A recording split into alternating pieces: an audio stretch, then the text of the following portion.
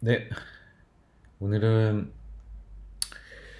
우리나라를 포함한 동북아시아 국가들이 맺고 있는 특수한 관계를 통상 정책의 관점에서 한번 살펴보도록 하겠습니다. 지금까지 굉장히 지루하고 재미없는 통상 정책에 대해서 공부를 만약에 하셨다면은 이제부터는 조금 우리 실생활에 밀접하다고 할까요? 어쨌든 실제 존재하는 것들에 대해서 얘기하는 거니까요. 추상적인 것들에 대해서 얘기하지 않고 조금 더 관심을 가질 수 있지 않을까 그런 생각이 듭니다. 코로나 바이러스 때문에 많이 힘든 시간을 보내고 계실 텐데 이게 좀처럼 끝날 것 같지가 않아요. 그쵸? 이태원부터 시작된 또 한 번의 웨이브가 이제 택배 유통업계를 타고 전국으로 확산될 수도 있을 것 같습니다.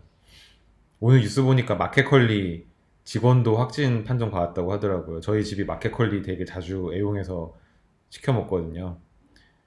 그래서 와이프한테도 얘기를 했더니 몹시 놀라더라고요. 그래서 우리 실생활 여기저기에 계속해서 위험이 도사리고 있는 만큼 끊임없는 주의와 셀프 방역이 필요할 것 같습니다. 우리가 언제 다시 만날 수 있을지도 모르겠어요. 이런 식으로 가다가는. 도대체 왜 그런 바이러스 생긴 걸까요? 이제 급기야 그런 게 궁금해지기 시작했어요. 그쵸? 왜, how, why, 왜 도대체 그런 바이러스가 이 세계를 이렇게 지배하게 되었는가? 그게 너무 궁금하더라고요. 갑자기 어저께 자다가 그게 갑자기 궁금해졌습니다. 쓸데없는 얘기였고요. 한번 하나하나 살펴보도록 합시다. 그렇게 어려운 내용은 전혀 없습니다. 그냥 편하게 들으시면 되고 어쩌면 여러분들이 저보다 더 잘 알고 계실 수도 있는 내용이에요.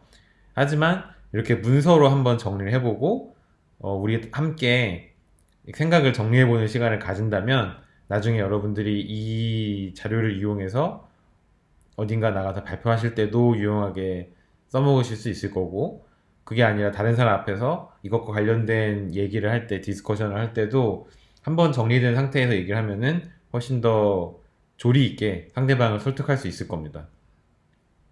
제가 가장 못하는 것 중에 하나가 상대방을 조리 있게 설득하는 거거든요.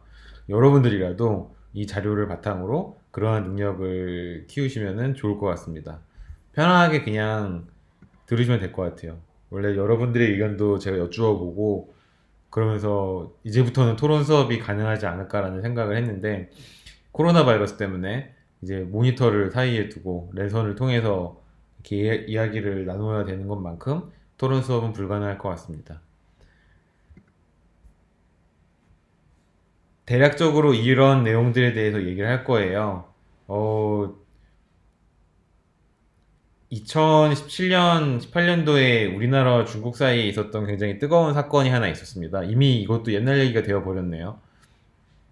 제가 이 학교에 처음 왔을 때가 2018년인데 그때까지만 하더라도 아직까지 핫한 이슈였는데 이제는 뭐 미중 무역 갈등이라든가 아니면 북한 이슈 이런 것들에 묻혀서 이제 역사의 뒤안길로 사라지고 있는 이슈이긴 합니다. 사드라는 게 있었어요. 즉 미국이 이제 미국을 비롯한 미국의 우방국들을 보호하기 위한 미사일 방어 체제 그거를 이제 줄여서 사드라고 하는데 그 사드를 우리나라 경상북도 상주 지역에 설치라는 정책적인 이슈가 있었습니다. 박근혜 전 대통령 시절 얘기예요. 그걸 발표하고 나서 이제 중국이 굉장히 그러한 정책에 크게 반발을 했습니다. 왜냐하면 중국을 잠재적인 적국으로 상정하고 상주에 그러한 무기를 설치한다고 중국은 판단했기 때문에 군사적인 위협으로 이것을 받아들인 거죠. 그러면 이것이 정치적이고 군사적인 이슈인데 중국은 이 문제를 어떻게 풀었냐 그러면 한국에 대해서 여러 가지 경제 조치를 취하는 방식으로 이 문제를 조금 더 복잡하게 끌고 나갔습니다. 즉 우리는 그 당시 뉴스에 아마 여러분들이 많이 들으셨을 거예요. 사드 경제 보복 막 이런 식으로 자극적인 헤드가 달려서 뉴스가 많이 나갔던 기억이 있습니다. 우리나라 정부에선 공식적으로 경제 보복이라는 단어를 쓰지 않습니다. 이 당시 사건에 대해서. 제가 이 사드 사태가 발생했을 당시 제 신분이 국회 공무원이어서 굉장히 잘 아는데요. 그때 국회의원들이 한 번도 경제 보복이라는 용어를 아마 쓰지 않았을 겁니다. 여당 인사들은 아마 특히 더 그랬을 거예요. 그냥 경제 조치라고 좀 말을 순화해서 썼을 뿐입니다. 어쨌든 본질적인 성격은 똑같아요. 중국이 정치적인 이슈에 대해서 경제적인 액션을 취해서 우리나라 통상 부분에 타격을 입히려는 여러 가지 시도들, 그런 것들이 경제 보복 혹은 경제 조치라고 우리가 들어왔던 것들입니다. 문제는 중국이 사드 사태 때 최초로 그러한 행동을 한 국가가 아니라는 거예요. 근데 더 중요한 것은 중국이 우리나라한테만 그랬던 것도 아니고 우리나라가 일방적으로 당하는 피해국만이었던 것도 아니고 우리나라와 중국, 일본, 대만, 홍콩, 뭐 티벳, 베트남 이런 우리나라가 중화권 혹은 동북아시아, 극동아시아, 파이스트 아시아라고 얘기가 되어지는 몇몇 국가들의 관계에서 아주 일반적으로 찾아낼 수 있는 공통적인 사항이라는 겁니다. 왜 이런 앱노멀한 행동이 정책적인 반응이 오직 이 특정 지역에서 발생을 하는지 이해할 필요가 있다는 거죠. 누가 그렇게 주장했냐 그럼 제가 그렇게 생각을 하고 있습니다. 뭐 얘기를 제가 드리다 보면 여러 가지 얘기들을 더 드릴 수 있겠지만은 어쨌든 저는 한국을 둘러싼 지정학적인 이슈를 완벽하게 이해하지 않는다면 한국을 둘러싼 통상정책 이슈들도 완벽하게 이해할 수 없을 거라고 생각을 하거든요. 그리고 그 기저에는 문화적인 그리고 역사적인 켜켜이 쌓아 올려진 그런 관계가 있습니다. 여러분들이 뭐 한국인이거나 중국인 혹은 베트남 분이시다면 직관적으로 아마 이해할 수 있을 거예요. 근데 이제 이해하는 그 중심 시각이 다르겠죠. 중국인 분들 같은 경우에는 중국 중심적으로 이 문제를 생각하실 거고요. 한국이나 일본, 베트남 분들 같은 경우에는 또 우리 그 각국 그 국가의 어떤 입장에 따라서 그 시각이 좀 달라질 수 있습니다. 저는 그게 되게 재밌더라고요. 한 가지 일화를 설명을 드리면 제가 여름방학이랑 겨울방학에도 특강을 하거든요. 아시아 국가들의 우리 경상대학이랑 자매결연을 맺고 있는 학교 학생들을 한 20명 정도 초청을 해서 여름방학에 인텐시브하게 이렇게 계절학기를 돌려요. 거기에 저도 하루나 이틀 정도 강사로 참여해서 강의를 하는데 참여한 이유는 돈을 주기 때문이죠. 강사를 줍니다. 그것 때문에 참여를 하는데 중국인 학생들이 있었고 대만 학생들이 있었어요. 그러니까 중국인 학생과 대만 학생이 같은 교실에 수업을 듣는 거죠. 그것부터 일단 굉장히 많은 긴장감을 불러일으켰는데 얘기를 하다가 보니까 중국 학생이 갑자기 저한테 항의를 하는 거예요. 왜 교수님은 대만이라는 곳을 나라로 인정하고 계십니까? 사실상 대만을 나라로 인정하고 지금 그걸 가정하고 강의를 하시는데 그거는 사실과 다르다는 거죠. 대만은 국가가 아니고 대만은 존재하지도 않는데 왜 존재하는 것처럼 얘기하십니까? 그런 항의를 중국 학부생이 저한테 했어요, 수업 시간에. 대만 학생이 앉아있는 자리에서. 그 자리에는 뭐 미국 학생들도 있었고, 터키 학생들도 있었고, 뭐, 유럽 학생도 있었고, 그런데 다들 이제 황당 벙찐 거죠. 뭐야, 대만이 무슨 나라가 아니야. 물론 중국이 세계로 93년에 개방하면서 세계로 나오면서 우리나라를 비롯한 많은 국가들이 대만과의 수교를 끊었습니다. 그리고 유엔에서도 대만이 설 자리가 없고 이제 대만이 유일하게 국가로서 인정받는 국제적인 무대는 뭐 올림픽 정도가 있을까요? 즉 정치적인 영향력이 최소화된 어떤 그런 무대에서만 대만이 국가적인 지위를 얻는다라고 이제 중국 학생들은 생각할 수 있는 거죠. 근데 실질적으로 중국의 가장 큰 트레이드 파트너가 어느 나라인지 아세요? 대만입니다. 우리나라, 일본, 홍콩, 대만 순일 거예요, 아마. 그러니까 중국도 실질적으로는 대만과 트레이드를 굉장히 많이 하고 있는 국가고, 대만의 존재를 분명히 알고 있는데도 불구하고 괜히 한번 그렇게 얘기를 하는 거예요. 중국 학생들도 한번. 그게 굉장히 저는 상징적으로 이 동북아시아를 둘러싼 이상한 텐션을 설명하는 상징적인 일화라고 생각을 합니다. 계속해서 얘기를 한번 해볼까요? 얘기를 하다 보면 이제 북한 얘기까지 넘어가게 되거든요. 이제 동북아시아 어떻게 정의내는지도 사실 다른데, 뭐 사람마다 다른데, 저는 뭐 한국, 중국, 일본 플러스 넓게는 몽골이나 블라디보스토크 같은 러시아 일부, 대만, 홍콩, 베트남까지 포함하는 것을 동북아시아로 이해했으면 좋겠습니다. 왜냐하면 이런 국가들도 직간접적으로 계속해서 이런 통상 이슈 혹은 정치적인 이슈에 연계가 되더라고요. 그래서 이런 국가들을 배제하고 동북아시아를 정의 내리는 것은 너무 협소하지 않나 그런 생각이 듭니다. 왜 이 강의를 여러분들께 드리냐 그러면 일하면서 많이 부딪히게 되더라고요. 저도 회사를 다니다가 온 사람인데 학교로 회사 일 하다 보면은 반드시 중국이나 일본 둘 중에 한 국가와는 부딪히게 되어 있습니다. 부딪힌다는 게 막 싸운다는 게 아니라 일에서 만나게 돼 있어요, 반드시. 근데 만날 때 그 문화적인 차이를 완벽하게 이해하지 못하면 애초에 틀어지는 경우도 많이 발생하고 그런 것들을 수월하게 이해했을 경우 일이 생각보다 잘 풀리는 경우도 있고 그렇더라고요. 먼 나라가 아닙니다. 중국이나 일본이 절대 우리나라와 굉장히 가까운 국가고 어쩌면 차후에 이 동북아시아 국가들은 유럽처럼 국경이라는 의미가 점점 낮아지는 그런 지역이 될 수도 있어요. 혹은 북미 지역처럼 캐나다, 미국, 멕시코처럼 자유로운 왕래가 가능한 국가로서의 정체성은 각각 확실히 가지고 있되 국경으로서의 어떤 역할은 점점점 축소되는 그런 형태로 발전될 수 있는 지역이거든요. 그래서 여기에 대한 이해를 깊이 하시는 것이 좋을 것 같다라는 생각이 듭니다. 이미 저보다 더 깊은 이해를 가지고 계신 분들도 많이 계시겠지만 혹시라도 생각을 안 하신 분들이 계시다면 말씀을 드리고 싶습니다. 지도로 보면은 우리가 이스트 에이시아 혹은 파이스트 에이시아라고 부르는 지역은 대충 이런 식으로 정의를 내릴 수가 있을 거고요. 여기에 이제 대만 국기가 들어가 있다고 막 따지고 막 그러더라고요. 국가도 아닌데 무슨 국기가 있냐. 근데 모든 중국 학생들이 그렇게 생각하는 건 아닌 것 같습니다. 모르겠어요. 제가 우리 충남대 다니는 중국인 학생분들께 개별적으로 여쭤보지 않았기 때문에 일반적인 그런 생각을 알 수는 없지만은 대만 학생들이랑 잘 지내는 중국 학생도 있고 뭐 안 그런 학생도 있고 그렇더라고요. 저는 대만을 가보진 못했습니다. 제 아내가 갔다 왔는데 음식이 되게 맛있다고 하더라고요. 물가도 저렴한 편이고 그래서 여행지로 괜찮다고 합니다. TMI였습니다. 사드 무역 갈등을 하나의 사례로서 한번 통상 정책 이슈와 연관지어서 분석을 해볼까요? 그렇게 어려운 분석 툴은 절대 등장하지 않으니까 걱정하지 않으셔도 됩니다. 왜 사드 이슈를 사례로 들고 왔냐 그러면 제가 회사 다닐 때 보고서를 이걸로 썼거든요.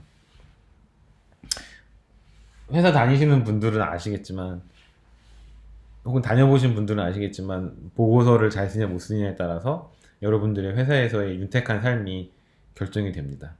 글을 굉장히 잘 쓰셔야 되는데 제가 국회에서 공무원 생활할 때 보고서를 무지하게 많이 썼어요. 그 중에 하나가 사드 무역 분쟁 관련된 거였습니다. 그것 때문에 저도 공부를 굉장히 많이 했죠. 많이 하고 좀 많은 것에 대해서 알게 된 그런 계기였습니다. 어쨌든 뉴스를 찾아보시면 사드 배치 관련된 한국과 중국 간의 갈등이 어떤 양상으로 전개됐는지 굉장히 잘 나올 거예요. 간단하게 말씀을 드리면 군사적인 조치를 한국과 미국이 공동으로 한반도상에 취했고 그것을 공식화하자마자 중국은 공식적으로 반발을 했고 근데 어느 정도 랭크, 어느 정도 레벨에서 정치적인 갈등이 발생하는지도 굉장히 중요한데 이 경우에는 국가 정상급에서 갈등이 발생해서 굉장히 큰 이슈가 됐습니다. 즉 시진핑 주석이 공식적인 자리에서 반복적으로 사드 배치는 잘못됐고 단호히 그것이 잘못됐으면 경고한다라고 공식적으로 몇 번 얘기했고 거기에 대해서 한국의 정상이었던 박근혜 대통령, 전 대통령은 별다른 입장의 변화를 나타내지 않음으로써 사실상 사드 배치를 계속해서 지지한다는 것을 공식화했죠. 그에 대한 대응으로 중국은 정책적인 차원에서 즉 민간 차원이 아니라 정책적인 차원에서 민간 부분을 잘 컨트롤함으로써 경제의 여러 부분들에 있어서 한국에 타격을 가하기 위해서 많은 노력을 했습니다. 가장 직접적으로는 소위 말하는 유커, 중국의 특정 공항, 특정 성이 있어요. 우리나라가 도가 있으면 중국은 성이 있잖아요. 성에서 출발하는 중국인 단체 관광객은 비자가 좀 다르게 나옵니다. 즉, 거기 중국 정부에서 그 단체 비자를 내주지 않으면 몇백 명, 몇천 명씩 패키지로 모아서 한국으로 보내는 프로그램이 아예 이루어지지가 않아요. 개별적으로 가야 돼요, 중국인 관광객이. 근데 중국 개별 관광과 단체 관광 사이의 비용 차이가 굉장히 크다고 하더라고요. 비용 차이도 크고 중국 관광객들은 단체 관광을 선호하는 특성이 있습니다. 때문에 중국 정부에서 마음 먹고 단체 관광 비자를 발급하지 않는다고 하면은 한 90% 정도의 중국 관광객, 한국으로 들어오는 관광객 수가 급감하게 되는 그런 영향력이 놓이게 된다고 분석들이 이루어졌죠. 실제로 일시적으로 그런 현상이 발생을 했고요. 그래서 관광, 그 다음에 문화산업, 우리 케이팝, 중국 사람들이 많이 좋아하잖아요. 케이팝 뿐만이 아니라 우리나라 드라마, 이런 한류가 중국으로 침투해서 중국 시장에서 많은 문화 콘텐츠를 판매하고 있는데, 여기에 대해서도 중국 정부가 정책적으로, 조직적으로 문화 콘텐츠의 수입을 막는 그런 행위들을 했습니다. 예를 들어서 조수미 성악가 있잖아요. 조수미 성악가가 중국 순회 공연을 계획하고 있었대요. 근데 공연장이 갑자기 취소가 되는 거예요. 안전상의 문제가 있다. 안전 점검을 다시 해야 되니까 그 날짜엔 공연이 힘들 것 같다. 대관이 힘들 것 같다. 뭐 이런 식으로요. 그러면서 이제 중국 조수미 성악가의 중국 전체 투어 콘서트가 완전히 취소됐던 그런 사례도 있고요. 많은 케이팝 아이돌 그룹들이 중국에서 하고자 했던 행사들을 하지 못하는 그런 일도 있었고요.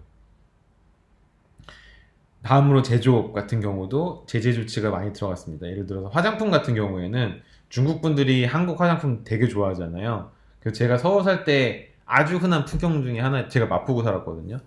아주 흔한 풍경 중에 하나가 뭐냐 그러면, 마포구는 굉장히 도로 사정이 좋지가 않아요. 2차선 도로, 4차선 도로가 대부분인데 그 중에 한 차선을 완전히 대형 관광버스들이 완전 점령하고 있는 거예요. 뭐 수십 대가 이렇게 줄을 서 있습니다. 그래서 뭐야 하고 봤더니 거기에 이제 면세점이 있는 거죠. 화장품 면세점이 있어서 중국인 관광객이 한꺼번에 내려서 화장품을 쓸어 담아다가 다시 관광버스를 타고 출발하는 그런 풍경이 굉장히 흔한 풍경이었어요. 서울에서 제가 봤던. 근데 이제 그렇게 한국 화장품을 좋아하는 중국인들인데, 한국에서 중국으로 수입되는 화장품에 대해서 전수조사를 들어갑니다. 품질이 적혀져 있는 그 성분과 실제 분석된 성분이 일치하는지 여부를 전수조사를 들어가요. 뭐 통과가 될 수도 있겠죠. 통과가 안 될 수도 있고. 근데 기본적으로 발이 묶여버리는 거죠. 시중에 풀리기 전에 몇 개월 동안 검사 받느라고 이미 한 6개월, 1년 정도 물건이 못 들어가고 있는 겁니다. 그런 것도 있었고요. 한국인 금융 투자자가 중국의 부동산에 땅을 산다. 그러면 괜히 세무조사 한 번 더 나오고, 그래서 발 빼게 만들고, 뭐 이런 식의 경제 조치들이 사드 배치 직후에 중국 정부 주도로 행해졌습니다. 제가 조사한 바에 따르면 그렇습니다. 그 결과는 어땠을까요? 실제로 관광객 수가 많이 감소했어요. 절반 이하로 감소를 했고, 우리나라로 들어오는 중국인 관광객 수가 급감했기 때문에 이들로 인해서 먹고 살던 숙박업에 아주 직접적인 타격을 받았습니다. 여러분, 서울역 내리셔갖고 명동으로 가보세요. 그러면 예전에는 대기업들의 본사였던 명동의 큰 빌딩들이 전부 다 비즈니스급 호텔들로 변해 있는 것을 보실 수 있습니다. 지난 10년 동안 일어난 일이에요. 지난 10년 동안 대기업, 2008년 글로벌 금융위기 이후에 경기가 잘 회복되지 않으면서 대기업들의 영업이익이 줄어들고, 그래서 대기업들은 줄어든 영업이익을 회복하고 부채를 탕감하기 위해서 어떤 행동을 했냐 그러면, 서울에 이들이 가지고 있던 금싸라기 빌딩들을 매각을 했어요. 매각을 하고 임대로 들어가는 기업들도 있지만, 매각을 하고 아예 교외로 빠지는 기업들도 많이 생겨났습니다. 마곡이라든가 우리 청주라든가 아니면 어딥니까? 평택이라든가 이런 데로 아예 내려가는 기업들도 굉장히 많이 있었고요. 이것들을 이 빌딩들을 누가 샀냐 그러면 숙박업 하는 자본들. 그래서 중국인 상대로 저렴한 호텔, 아주 회전율 높은 호텔들 굴리는 그런 데로 다 탈바꿈했거든요. 이런 데가 아주 직접적인 타격을 받을 수밖에 없었죠. 그래서 숙박업의 경기 실사 지수가 큰 폭으로 하락을 했고, 면세업도 당연히 큰 폭으로 하락을 했겠죠, 규모가. 왜냐하면 한국의 면세품을 사는 큰 손들은 대부분 중국인들이었으니까요. 타격이 없었다고 하면 거짓말이겠지만, 그러니까 타격이 없었다고 하면 거짓말입니다. 타격이 한국의 특정 산업 분야에 한해서 분명히 존재했습니다.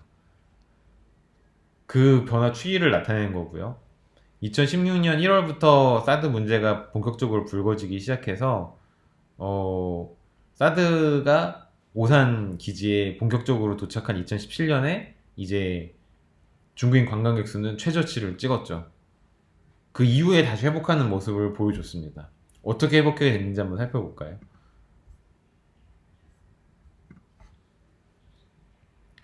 실제로 한중간에 발생한 여러 가지 교류 활동들, 물적 교류, 인적 교류, 그것을 우리는 다 합쳐서 뭐 교역양이라고 한번 퉁쳐서 얘기해 봅시다.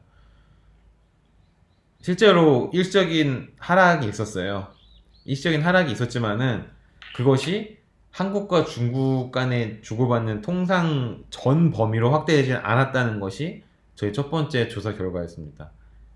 특정 산업, 예를 들어서 화장품 혹은 식품, 중국에는 롯데마트 몇 개 망했잖아요. 계속해서 위생검사가 들어왔거든요. 그러니까 문을 못 열게 하는 거예요, 정부가. 그러니까 그 롯데마트는 문을 닫을 수밖에 없었겠죠. 그런 식의 국지적인 피해는 발생을 했지만은 그것이 장기간 1년 이상 지속되진 않고 탄력적으로 바로 회복을 했다는 것이 우리가 얻을 수 있는 첫 번째 결과였습니다. 왜 그랬을까요? 왜 중국의 사드는 그 뭐죠? 철수하지 않았거든요. 여전히 거기 있어요. 그 골프장에 여전히 미사일은 있어요. 제가 알기로. 그러니까 한국 정부는 군사 정책을 바꾸지 않았어요. 근데 중국의 한국에 대한 경제 조치는 한 2년 정도 지속되다가 이제는 거의 사그라드는 추세로 변했다는 거죠. 그러니까 어떻게 보면은 중국이 패했다고 볼 수 있지만은 이 싸움에 있어서 이거는 승리와 패배로 뭔가 딱 잘라서 얘기할 수 없는 뭔가 굉장히 미묘한 뭔가가 있습니다. 그것을 학자들이 연구를 했어요. 달라이라마 이펙트라는 학술 용어를 만들어내면서까지 중국 정부의 이러한 뭐라 그럴까 정치적인 이슈를 경제적으로 받아치려고 그런 이러한 속성을 달라이라마 이펙트라는 어떤 하나의 학설로 일반화시키는 그런 연구가 있습니다. 이건 뭐냐 그러면 달라이라마가 누구예요? 티벳의 정신적인 지도자죠. 저는 아직 티베트를 못 가봤는데 저희 아버지가 사학자셨거든요. 지금 은퇴하셔서 농사 짓고 계시지만은 이제 평생 역사를 공부하신 분인데 중국사 공부하셨어요, 하필이면은. 근데 말년에 이제 학자들은 연구 분야가 계속해서 변합니다. 저는 박사학위를 통합영책으로 받았지만은 무역학과 와서 이제 국제경제학으로 연구 범위를 좀 넓히고 있고 나중에 제가 늙어 죽기 전에는 뭐 할지 모르겠어요. 뭐를 먹고 살지. 근데 저희 아버지 같은 경우에는 중국 고대사로 시작하셔서 말년에는 연구 분야가 중국 변방사였어요. 중국에는 16개의 자치구가 있잖아요. 만주에도 있고 조선족 자치구가 있고 티베트에는 티베트 자치구가 있고 이게 중국 변방에 이렇게 자치구들이 있습니다. 이거는 중국의 일반적인 한족 문화권이 아니라 말갈족 뭐 그다음에 삼국지 좋아하시는 분들은 위만 지역 이런 데 있잖아요. 다른 문화를 가지고 있는 그런 데들을 자치구로 따로 통치를 하고 있거든요. 그 중에 이제 가장 세계적으로 핫한 곳이 티베트란 곳입니다. 아버지는 거길 직접 갔다 오셨어요. 갔다 와보시고 이제 책을 쓰셨죠. 달라이라마에 대한. 달라이라마는 티베트라는 중국의 자치구의 정신적인 지도자입니다. 즉 이곳은 중국 공산당이 점령하기 전까지는 독자적인 국가였어요. 즉 독립적인 화폐를 쓰고 독자적인 통치 체제를 가지고 있는. 근데 공산당이 점령한 이후 중국에 편입이 됐죠. 달라이라마에 대한 여러 가지 재밌는 일화들은 나중에 따로 말씀을 드리겠습니다. 지금 시간이 부족하기 때문에 넘어가고요. 어쨌든 중요한 건 크게 두 개입니다.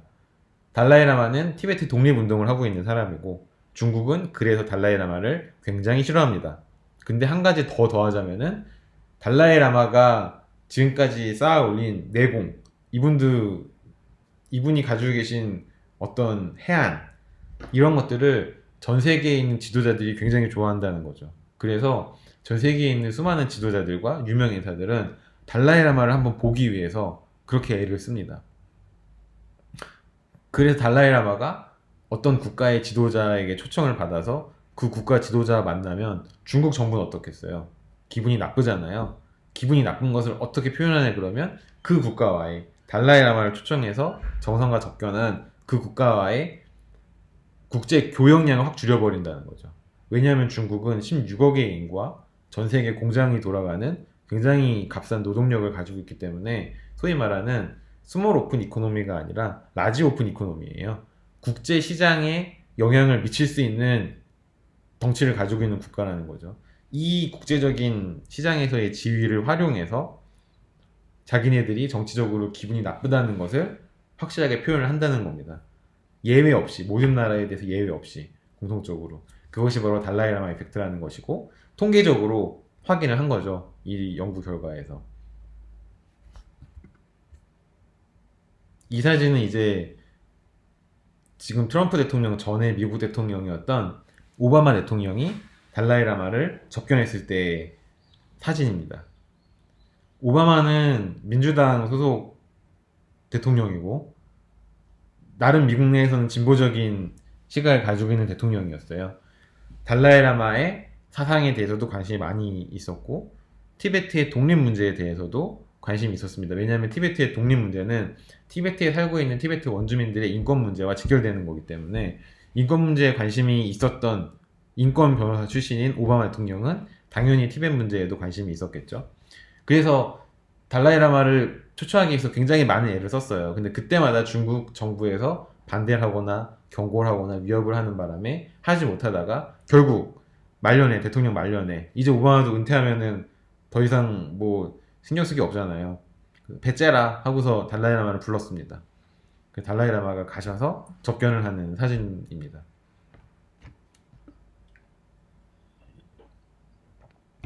사실상 동등한 위치에서 지금 얘기를 하고 있죠. 그러니까 미국이라는 초강대국의 대통령이 달라이라마를 사실상 하나의 국가 지도자로서 인정을 해준다는 거예요. 이런 사진이 찍힌다는 것 자체가. 중국은 그게 굉장히 싫은 겁니다. 왜냐하면 중국 입장에서는 티베트는 국가가 아니거든요. 중국이 하나의 자치구일 뿐이고 거기서 그들이 주장하는 지도자는 달라이라마인데 더 이상 중국 입장에서는 지도자가 아닌 거잖아요. 때문에 중국은 여기에 대해서 굉장히 큰 불쾌감을 표현을 합니다. 이거는 지금 현재 대통령인 지금 프랑스 대통령이 누구죠?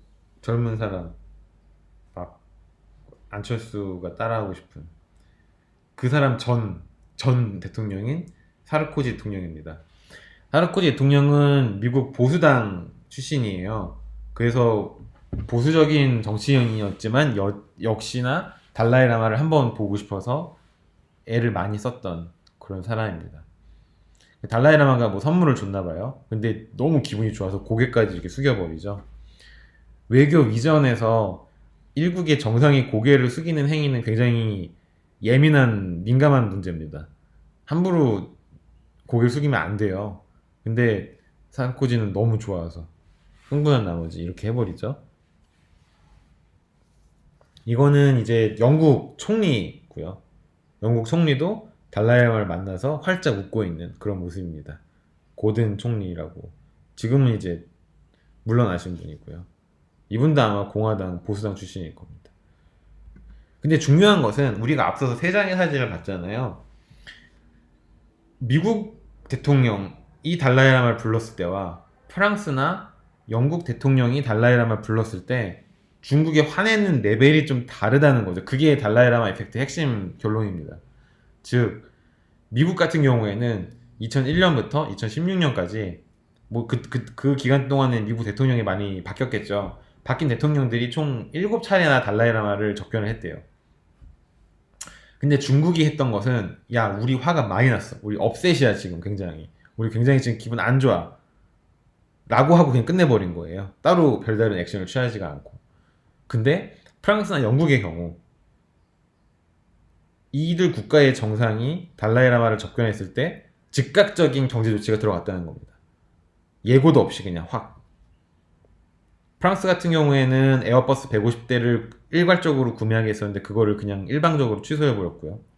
영국에 대해서도 약 80억, 이게 아마 80억 파운드일 겁니다. 규모의 투자 계획을 아마 취소해버립니다. 미국 상대로는 이 정도의 큰 규모의 경제 조치를 취하진 않았어요. 왜 그랬을까요? 왜 그랬을까요? 미국이 무서워서? 중국은 사실상 무서워하는 국가는 없겠죠. 문제는 중국 내부의 수요라고 저는 생각을 합니다. 즉, 미국은 중국의 가장 큰 교역 상대국이에요. 근데 프랑스와 영국은 어디 있나요? 영국은 11등, 프랑스는 20등. 상대적으로 중국과의 교역 규모가 그렇게 크지 않은 나라들입니다. 근데 미국과의 교역이 달라이라마 접견으로 인해서 크게 틀어질 경우 그 경제적인 영향력은 다시 중국으로 피드백되어서 돌아간다는 것을 중국 정부는 누구보다 잘 알고 있었다는 거죠. 그래서 미국이 달라이라마를 아무리 많이 만나도 중국은 어떤 액션도 취하지 않는 겁니다. 못하는 걸 수도 있고 안 하는 걸 수도 있고요. 다시 사드 얘기로 돌아가 볼까요? 우리나라는 중국의 교역량 기준, 총 교역량 기준으로 4등이에요. 그런데 중국이 수입하는, 중국의 수입 상대국 입장으로는 1등입니다. 미국보다도 중국에 많이 수출해요. 우리나라가.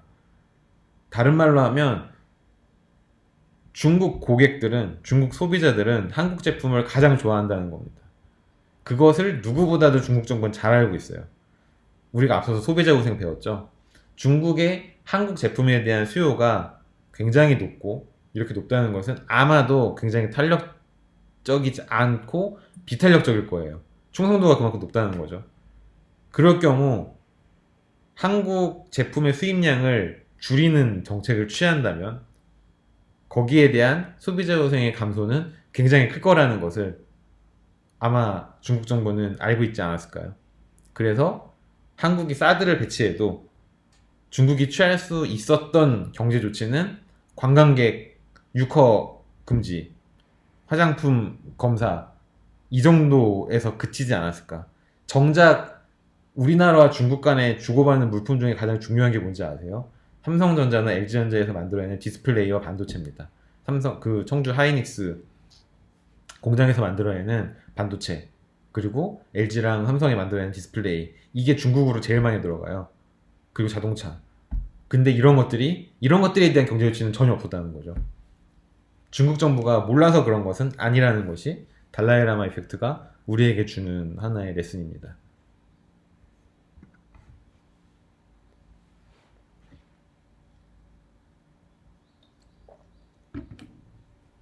임포트 페네트레이션 레이트라고 얘기해요. 한국 수입 제품이 전체 중국에 수입되는 물품 중에서 몇 퍼센트 차지하는지, 그게 약 10%라는 거죠. 즉 중국에서 물건 10개가 팔리면 그 중에 한 개는 반드시 메이드 인 코리아라는 거예요. 굉장히 높은 수준입니다. 굉장히 높은 수준이고, 이 높은 수준의 수요를 중국 정부는 반드시 인식을 하고 있었을 거라는 거죠. 그래서 사드 관련 경제 조치는 제한적이다. 그리고 곧 회복이 될 것이다. 당시 제가 이 보고서 쓸 당시 결론은 그랬습니다. 맞아 떨어졌죠. 그래서 상을 받았어야 되는데 이렇게 잘 쓴 보고서에 대한 이 보고서의 결과가 현실에서 드러나기 전에 저는 그 회사를 퇴사를 해버리는 어리석은 판단을 하게 됩니다. 그래서 이 보고서는 전설로 남게 되고 저는 서울을 떠나 대전의 한 국립대학교로 옮겨와 지금 이렇게 강의를 녹화하고 있는 처지가 된 거죠. 저를 그렇게 불쌍하게 생각하지 마십시오. 다 저의 선택이고 제 업보입니다. 국회에서도 되게 재밌었어요. 되게 재밌는 일이 많았는데 확실하게 말씀드릴 수 있는 건 그겁니다. 학교 레벨이 한 5 정도? 무슨 레벨이냐 그러면 괴로움의 레벨. 학교에서 받는 괴로움의 레벨 한 5 정도라면 국회나 그 전에 있었던 금융감독원 회사 생활에서의 괴로움의 레벨은 한 175 정도 되는 것 같아요. 전혀 후회하지 않는다는 말입니다.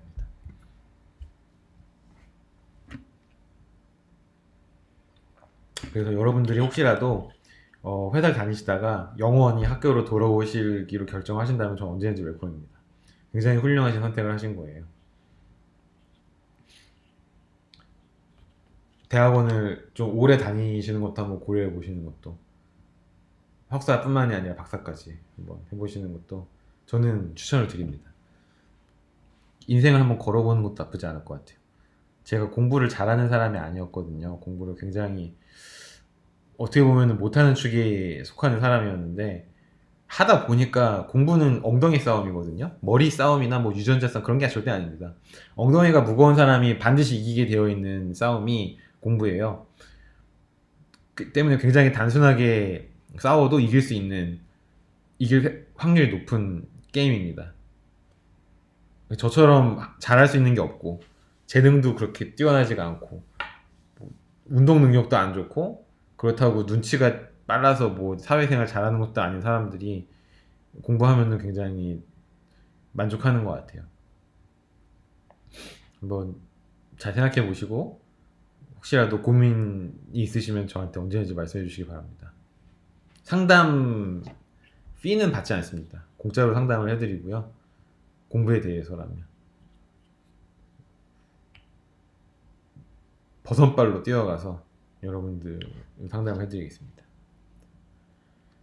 그럼 이제 사드는 우리나라 얘기였으니까 우리나라 말고 다른 국가들도 중국이 이러한 달라이라마 이펙트를 겪은 적이 있나? 한번 살펴볼 필요가 있겠죠.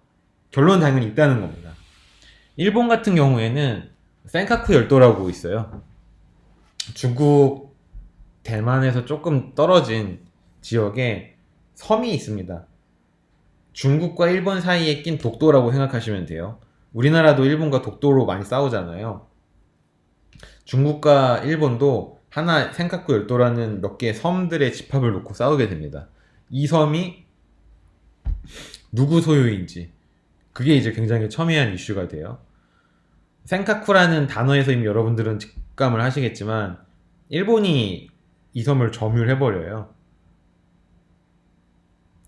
독도는 우리나라가 점유하고 있잖아요. 근데 센카쿠 열도는 일본이 점유를 합니다. 그 즉시 중국은 일본으로 향하는 모든 단기 여행 비자를 이제 취소해버리고 중국에서 일본으로 수출하는 휘토류라는 것을 아예 중단해버립니다. 수출을 중단해버려요. 휘토류는 전자제품의 거의 대부분에 들어가는 원자재라고 해요. 저도 이번에 처음 알았는데, 반도체 만들 때나 뭐 디스플레이 만들 때나 하여튼 최첨단 IT 기술이 접목된 전자제품을 만들 때 휘토류가 반드시 들어간대요. 근데 전 세계에서 휘토류를 가장 많이 생산하는 국가가 중국이래요.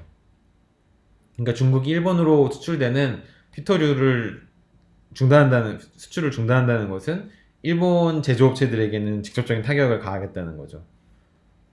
여기에 대해서 일본은 어떻게 대응을 했냐 그러면, 중국 관광객이 감소한 만큼 다른 나라 관광객의 증가로 메꾸려고 했어요. 그래서 아시아의 모든 국가들에 일본 관광 안내소를 설치를 합니다.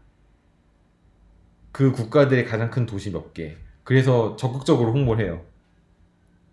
그리고 중국인들이 일본으로 올 때 비자를 받지 않게 비자를 다 면제를 해버립니다. 다른 나라 국가들도 일본으로 올 때 단기 관광 비자는 면제가 돼요. 그래서 어떻게든지 관광 수입이 줄어드는 것을 만회해 보려고 노력을 했고, 둘째로는 중국 다음으로 휘토류를 많이 생산하는 국가인 호주와 특별한 협약을 체결해서 호주로부터 휘토류를 수입하기 시작합니다. 근데 호주도 아시아 국가잖아요. 아시아에 속한 국가이기 때문에 뭐 비행기 타면은 8시간, 10시간 걸리나요? 우리나라에서? 좀 걸리지만 어쨌든 일본까지 수출이 됐나 봐요. 그래서 호주로부터 히토를 수입을 하고 그 다음에 센카쿠를 또 점유에 따른 휘토류 수출 중단이라는 중국의 경제 조치가 WTO 규정에 위배된다는 것을 WTO를 통해서 증명하게 됩니다. 즉 재판에서 승소하게 되는 거죠. 그래서 중국이 더 이상 그런 행위를 하지 못하도록 법적으로 이겨버리는.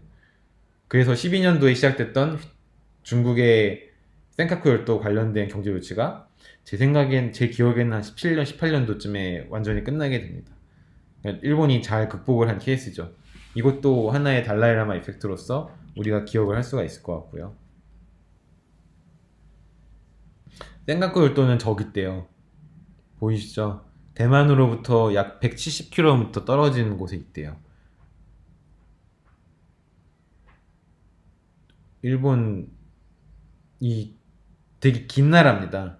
그러니까 몇 개 큰 섬들로 이루어진 국가인데 그 밑에 열도가 굉장히 길게 돼 있어서 생각보다 일본이 차지하는 영해가 굉장히 넓어요. 근데 이 센카쿠는 일본의 어떤 가장 가까운 섬으로부터 떨어진 거리와 중국으로 떨어진 거리가 비슷비슷하기 때문에 이게 좀 싸움이 붙은 거고요. 그래서 이 문제가 굉장히 심각한 문제가 한때 됐었죠. 중국이 그 일본이 생각을 또 점유했을 때 중국 내부에서 했던 일종의 불매운동입니다. 저기 보시면 이게 엎어진 차 보이시죠? 오른쪽에 트럭 말고 왼쪽에 SUV 보이실 거예요. 저게 FJ 크루즈인가? 그럴 겁니다. 도요타 차거든요. 큰 SUV. 우리나라에서 아마 수입이 안 될 겁니다. 제가 미국에서 많이 봤는데 굉장히 좋아했던 차 중에 하나입니다. 저거 엎어놓고 그냥 이제 화풀이 하는 거죠. 일본 차 안 산다 이런 거죠. 그래서 이러한 불매운동도 벌어졌다. 대만 같은 경우에는 아주 전통적인 중국의 앙숙이죠. 앙숙 국가이기 때문에 중국과 많은 정치적인 갈등을 빚어왔습니다. 근데 대만 같은 경우에는 어, 민주주의 국가잖아요.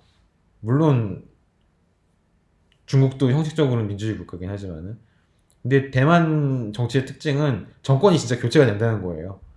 교체가 되는데 대만은 가장 중요한 정치적인 두 개 파티가 있는데 차이가 중국과의 정치적인 거리입니다.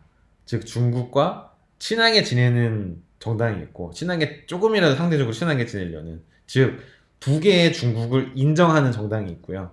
두 개의 중국을 인정하지 않는 정당이 있습니다. 대만은 자기네들이 중국의 적통이라고 얘기를 하죠. 예전에 이제 국민당 시절부터 해서 이제 대피난을 오지 않았습니까? 대만 섬으로. 국민당이 공산당한테 밀려서.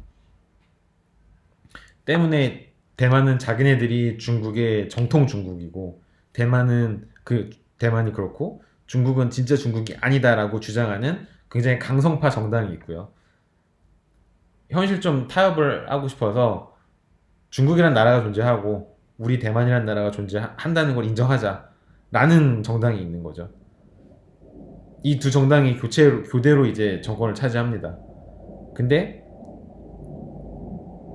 조금 강성파인 총통이 대만은 이제 대통령의 총통이라고 부르는데 2016년에 당선이 되니까 중국은 그 즉시 중국인들의 대만 여행을 제한하기 시작합니다. 기분 나쁘다는 거죠.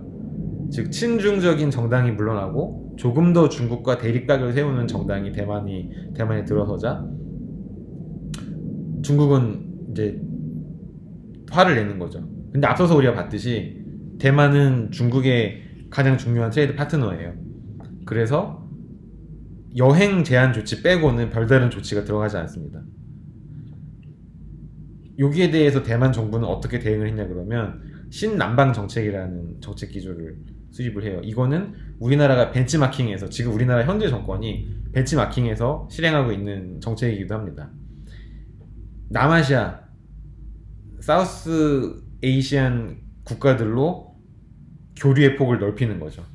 그래서 아세안 국가들과 교류를 돈독히 하고, 아세안 국가들끼리의 어떤 트레이드 블록이 있잖아요. 거기에 대만이 들어가기 위해서 굉장히 노력을 많이 합니다. 그쪽으로 수출도 다변화하고, 그쪽으로 관광객들 교류도 많이 하고, 그 결과 중국에서 대만으로 들어오는 관광객 수는 많이 줄어들었지만, 이 차이잉원 총통 이 재임 기간 동안에 다른 남아시아 국가들에서 대만으로 오는 관광객 수가 많이 늘어나서 어느 정도 관광 수입에 급감분을 상쇄를 했다는 것이 통계적인 조사 결과입니다.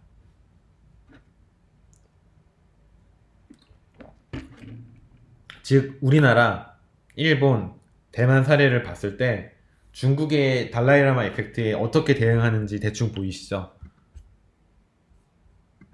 이게 이제 아세안 국가들이고요. 아세안 국가 플러스 호주, 뉴질랜드까지 해서 대만이 신남방 정책을 추진하고 있는 대상 국가들입니다. 하나 더 있네요. 요게 되게 재밌는데 요거까지만 말씀드리고 소 단원을 정리를 하고자 합니다. 노르웨이 같은 경우가 굉장히 재밌습니다. 북유럽에서 노벨상을 주잖아요. 근데 최근도 아니구나. 몇 년 전에 노벨 평화상을 누가 받았냐 그러면 중국 반체제 인사인 류 샤오보라는 사람이 받았습니다. 이 사람은 중국의 일당 독재 체제를 비판하고 중국의 민주화 운동을 실시하는 운동권 인사예요. 당연히 중국 정부 입장에서는 반체제 인사이기 때문에 타겟이 되고 아주 중국 정부가 싫어하는 대상이고요.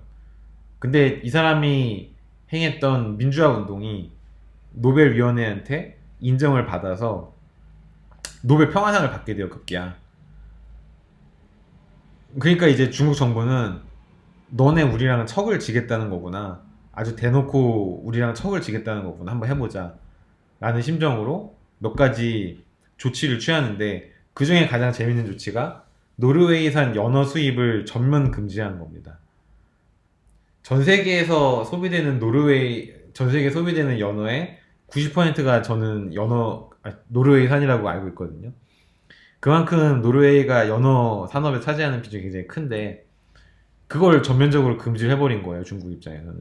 근데 노르웨이 입장에서 타격이 크죠. 왜냐면 중국은 16억의 인구가 있고 중국 사람들은 노르웨이산 연어를 굉장히 좋아했기 때문에 중국으로 노르웨이산 연어를 수출을 못한다면은 노르웨이의 많은 연어 관련 사업들이 타격을 받을 것은 자명한 사실이고요.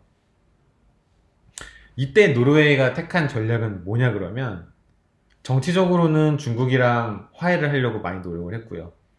그러니까 우리가 그러려고 그랬던 게 아니야. 뭐 에이 오해하지 마. 우리 너네랑 잘 지내고 싶은데 어떻게 이렇게 돼버렸네? 막 이런 식으로 화해를 잘 해보려고 그러고 다른 한편으로는 노르웨이에서 잡아서 노르웨이 사람들이 만든 연어 상품을 다른 국가 태그를 붙여서 파는 거예요. 어떤 식으로 하냐 그러면 베트남으로 수출합니다. 그럼 베트남에서 노르웨이산 연어를 수입을 하잖아요. 그거 포장지만 바꿔서 껴서 메이드 인 베트남으로 해서 중국에 파는 거예요. 그러면은 중국 정부 그걸 막을 방법이 없잖아요. 원산지가 베트남 되어 있는데 그 수입이 되죠. 그래서 중국 사람들은 베트남산 연어를 먹기 시작했다는 이 실제 벌어진 일입니다.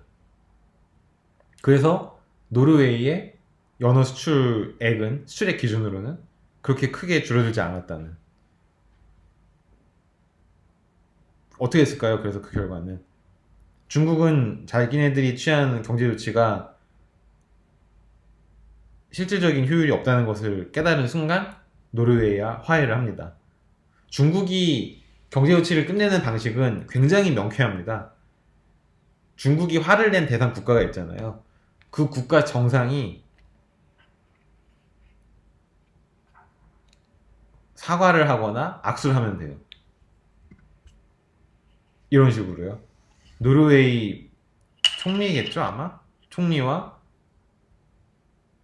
중국 시진핑 주석이 만나서 악수를 하면은 거기서 끝납니다. 끝.